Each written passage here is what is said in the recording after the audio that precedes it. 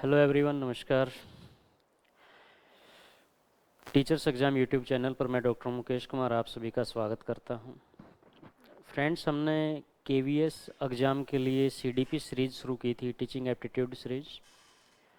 और इसमें हमने एक टॉपिक शुरू किया था, ठीक है, understanding teaching learning. Understanding teaching learning topic जो आपका 15 मार्क्स का है, उसमें हमने कुछ वीडियोज़ पहले डाल दी हैं चैनल पे, वो आप वहाँ से देख सकते हो। चैनल सब्सक्राइब करें और उसकी प्ले लिस्ट में आप इस चीज़ को सर्च करें, टीचिंग एप्टीट्यूड नाम से है प्ले लिस्ट, और उसमें आपकी वीडियोज़ कंप्लीट पड़ी हैं। तो उससे अंडरस्टैंडिंग टीचिंग लर्निंग में हमने role of teacher, role of learner, ठीक है, relationship between teacher and student, choice of teaching methods. तो ये चॉइस ऑफ टीचिंग मेथड्स की पार्ट 3 वीडियो है। 2 वीडियो हम ऑलरेडी कर चुके हैं अपलोड।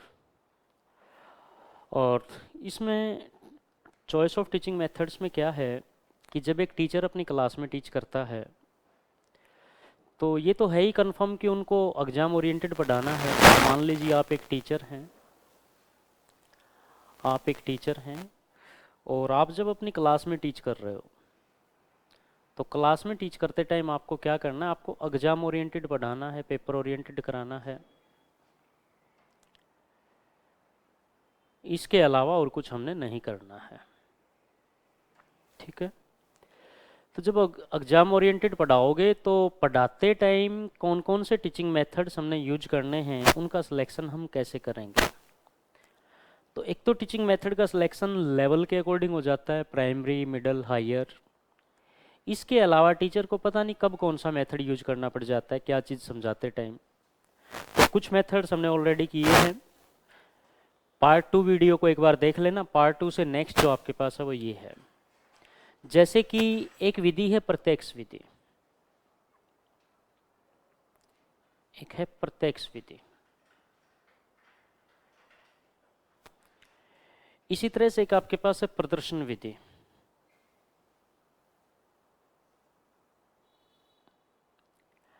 प्रायोगिक विधि।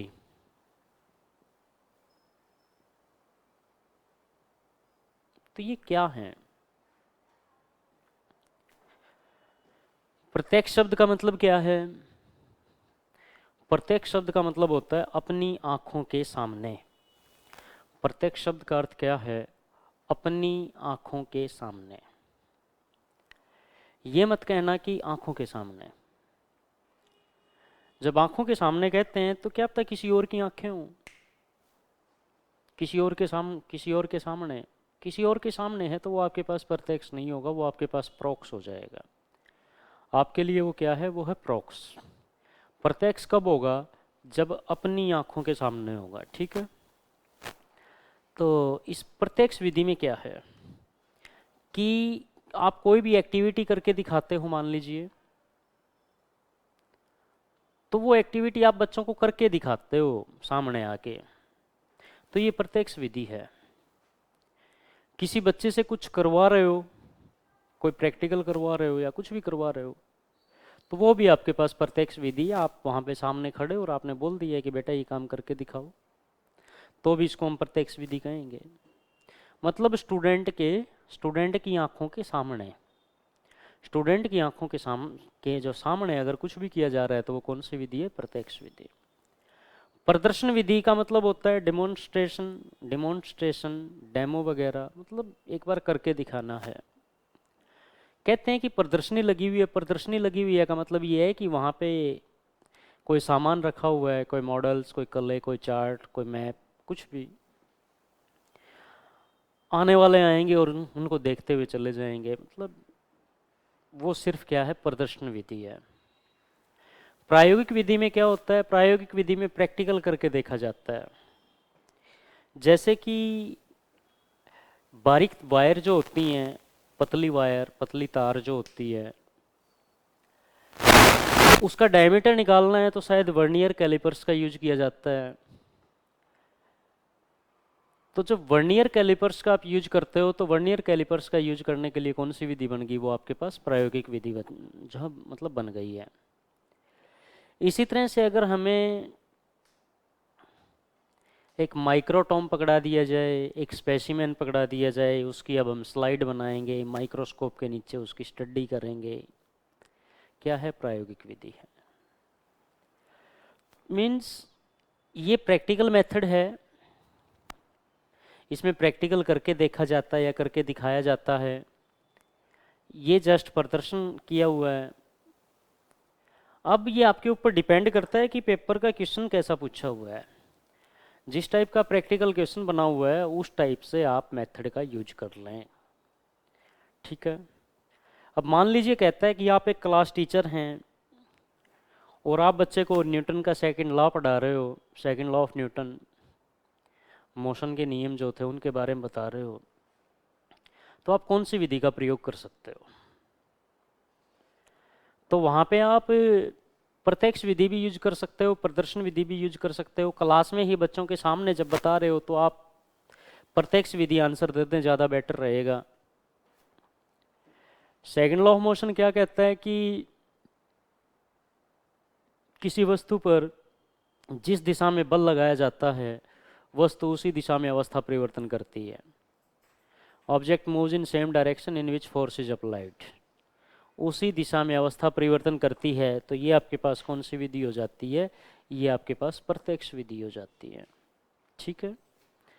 इसी तरह से हमें कभी बताया गया कि भ्रमण विधि, ठीक है जी, भ्रमण विधि मीन्स क्या है कि उन बच्चों को घुमाना है, उन बच्चों को घुमाना फिराना है, मतलब टूर पे लेके चले गए हो, समथिंग एल्स। ऐतिहासिक स्थल के बारे में जानकारी देनी है, या बच्चे को किसी वन्य जीव अभ्यारण्य के बारे में पढ़ा रहे हो और आपका कभी मौका लगा तो आप वन्य जीव अभ्यारण्य में घुमा के लेके आते हो बच्चे को। जैसे साइंस बैकग्राउंड में क्या होता है, ग्रेजुएशन में देखा जाता है कि बच्चों को शुगर मिल की विजिट कराई जाती है, और जैसे कि यमुनानगर के आसपास के कॉलेज हैं तो उस साइड भेज देंगे, शाहबाद के आसपास हैं उस साइड भेज, शुगर मिल की विजिट कराई जाती है। तो वो कौन सी विधि है, वो आपके पास है जी भ्रमण विधि। बच्चों को ताजमहल के बारे में पढ़ा रहे हो तो शायद उनको आगरा ले जाओ, ठीक है। तो इस टाइप से वो विधि कौन सी बनती है, आपकी भ्रमण विधि बनती है। और हम पढ़ते हैं कि व्यक्तिक इतिहास विधि, व्यक्तिक इतिहास विधि। आप पढ़ते हो व्यक्तिक अध्ययन विधि,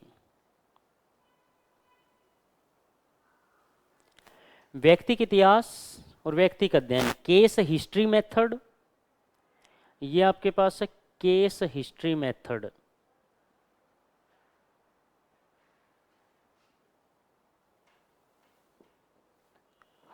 केस हिस्ट्री मेथड, ये आपके पास है case study method.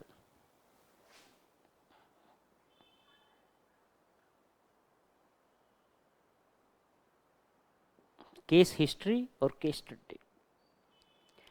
Case study में ये है कि आप किसी एक कैंडिडेट के बारे में जानकारी लेते हो। बेटा आपका नाम क्या है, आप कहाँ से बिलोंग करते हैं, आपके पिताजी का नाम, माताजी का नाम, परिवार में बच्चों की संख्या कितनी है, परिवार के अंदर जुड़वा है या नहीं है, परिवार में बच्चे कौन कौन हैं, ठीक है, फादर साहब क्या जॉब करते हैं, माता श्री क्या काम करती है, मतलब ये सब जानकारी। आपकी प्रीवियस नॉलेज कितनी, एजुकेशन क्वालिफिकेशन कितनी है, ये है वो है, आप आगे क्या करना चाहते हैं, मतलब ये सब बातें। और ध्यान दें मैंने जितनी बातें पूछी हैं ये हर बात आपके पास पेपर ओरिएंटेड किसी पॉइंट ऑफ व्यू से बनती है। परिवार में बच्चों की संख्या सीखने पर प्रभाव डालती है, परिवार में अगर कोई जुड़वा है तो वो सीखने पर प्रभाव डालता है, परिवार में दोनों बेटे हैं तो उन बेटों का जिद्दी होना स्वाभाविक है, परिवार में दोनों बच्चे अगर बेटियां हैं तो उनका जिद्दी और लापरवाह होना स्वाभाविक है, इसलिए परिवार में एक लड़का और एक लड़की होनी चाहिए। मेरा कहने का मतलब संख्या अगर एक से ज़्यादा है तो मेरा यहाँ पे समझाने का मतलब ये है कि परिवार में जेंडर दोनों होने चाहिए, बेटा भी होना चाहिए बेटी भी होनी चाहिए, ताकि उन बच्चों में आपस में कम्युनिकेशन स्किल्स डेवलप हो सकें, एक दूसरे से वो कुछ सीख सकें, भाषा उनकी मर्यादित रह सके, सभ्य रह सके, और एक दूसरे की गलतियाँ भी आराम से वो बता सकें। दोनों बेटे हैं तो उनकी भाषा सभ्य नहीं रह पाएगी। ध्यान देना, अगर क्लास में टीचर भी अगर मेल है और पढ़ने वाले सभी स्टूडेंट्स भी मेल हैं, तो हो सकता है कि वो टीचर कभी गुस्सा होने पर या अग्रेसिव होके किसी भी तरह की भाषा का यूज कर लेता है। Same case female teacher, female students. तो मीन्स ये सारी बातें थी। अगर एक परिवार में जुड़वा हैं तो मीन्स आप ये कह सकते हो कि ये एक आनुवंशिक गुण है। पहले किसी पीढ़ी में जुड़वा बच्चे हुए होंगे जो अब भी जुड़वा हुए हैं, ठीक है। तो या एक लड़की है, उसकी एक मतलब महिला है, उसकी कुछ बेटियां हैं, बेटे नहीं हैं, तो ये भी अंदाज़ा लगाया जाता, आनुवंशिकता ये भी कहती है कि उसकी जो लड़कियां हैं उनमें से किसी लड़की के साथ ऐसा हो सकता है कि आगे चल के उसकी भी केवल बेटियां हों। तो मतलब केस स्टडी मेथड है ये, कि उसके बारे में हमने केवल एक पार्टिकुलर केस के बारे में हमने नॉलेज ली है, उसके बारे में उसी से जानकारी ली है। और जब किसी कैंडिडेट के बारे में किसी और से जानकारी लेते हो, जब किसी कैंडिडेट के बारे में खुद उस कैंडिडेट से ही जानकारी लेते हो, तो है व्यक्तिक अध्ययन विधि। और जब किसी कैंडिडेट के बारे में किसी और से जानकारी लेते हो तो है व्यक्तिक इतिहास विधि। जब किसी कैंडिडेट के बारे में किसी और से जानकारी लेते हो, कई बार ऐसा होता है। अब मान लीजिए क्लास में एक बच्चा अब्सेंट है, तो अध्यापक को क्या नहीं करना चाहिए? तो वो क्या अभिभावकों से कॉल करके पूछ ले कि आपका बेटा क्लास में नहीं आया, या वो मुख्याध्यापक को शिकायत कर दे, या क्लास के बाकी बच्चों से पूछे? तो उसको इनमें से कुछ भी नहीं करना है। जिस दिन वो खुद आएगा उस दिन उसी से पूछ लेना, बाकी किसी से नहीं। अगर आप किसी और से पूछते हो तो वो आपका बन जाएगा व्यक्तिक इतिहास विधि, केस हिस्ट्री मेथड। वो आपका बन जाएगा व्यक्तिक इतिहास विधि, केस हिस्ट्री मेथड। फ्रेंड्स, मैंने आपको बताया था कि केवीएस के लिए हम अपनी प्रॉपर क्लास ट्यूसडे से शुरू कर रहे हैं, ठीक है। टीचर्स एग्जाम यूट्यूब चैनल को आप सब्सक्राइब करें, शेयर करें, वीडियोज़ अगर अच्छी लगी हैं तो। हाँ, सिर्फ इतना ध्यान रखें कि केवल एग्जाम ओरिएंटेड सीडीपी ही आपको कराई जाएगी, टॉपिक वाइज। और कंप्लीट लेक्चर्स के लिए आप ट्यूसडे से मेरे साथ कंटिन्यू बने रहें। एक पार्टिकुलर टाइम, फिक्स टाइम, जैसे क्लास टाइम होता है, और आपका बैच कंटिन्यू कर देंगे ट्यूसडे से। तब तक ये कुछ डेमो लेक्चर्स हैं, आप इनको देख सकते हैं, आप इनको शेयर कर सकते हैं अपने दोस्तों के साथ, ताकि उन नीडी स्टूडेंट्स तक वीडियोज पहुंच जाएं। व्यक्तिक इतिहास, व्यक्तिक अध्ययन विधि, प्रायोगिक प्रदर्शन, प्रत्यक्ष विधि। कुछ विधियां हमने पार्ट 2 में कर रखी हैं, कुछ विधियां हमने पार्ट 1 में कर रखी हैं। इसके अलावा एक आता है जीवन वृतांत विधि। जीवन वृतांत, जीवन वृतांत विधि क्या होती है?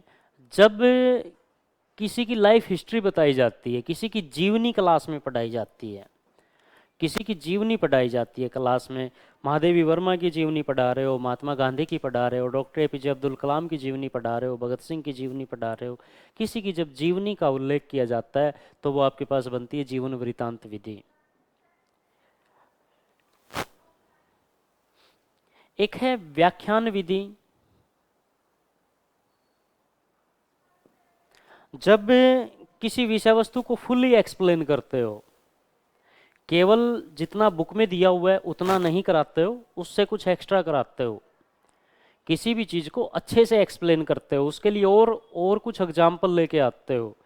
केवल पाठ्य पुस्तक की सामग्री ही नहीं, उस सामग्री के अलावा बाकी चीज़ें भी अगर पढ़ा रहे हो तो वो आपके पास कौन सी विधि में चला जाएगा? व्याख्यान विधि में। उसके बारे में जितना आप मैक्सिमम बताते हो, बताने की कोशिश करते हो, तो वो क्या है? व्याख्यान विधि। तो इस टाइप से किसी भी विधि का प्रयोग कभी भी किसी भी टाइम किया जा सकता है। सिर्फ टीचर के माइंड में ये सभी मेथड्स होने चाहिए, और जब जिस मेथड का यूज करने की नीड पड़े वो इन मेथड्स का यूज कर ले।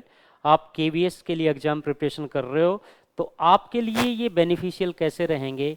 पेपर में कोई पार्टिकुलर एग्जाम्पल बना दिया जाता है कि एक विद्यार्थी ऐसे करता है या एक टीचर ऐसे पढ़ा रहा है, ऐसे पढ़ा रहा है, एक बच्चे ने ऐसे किया, वो किया, ये किया, तो ये कौन सी विधि है? तो वो उस पार्टिकुलर एग्जाम के केस पे चलते हुए आपने इसका जो आंसर देना है। तो इस वीडियो को आप देख लें। नेक्स्ट वीडियो में हम करेंगे नेक्स्ट टॉपिक, क्लासरूम एनवायरनमेंट। ठीक है, तो आज के लिए इस वीडियो में सिर्फ इतना ही। थैंक्स डियर, धन्यवाद।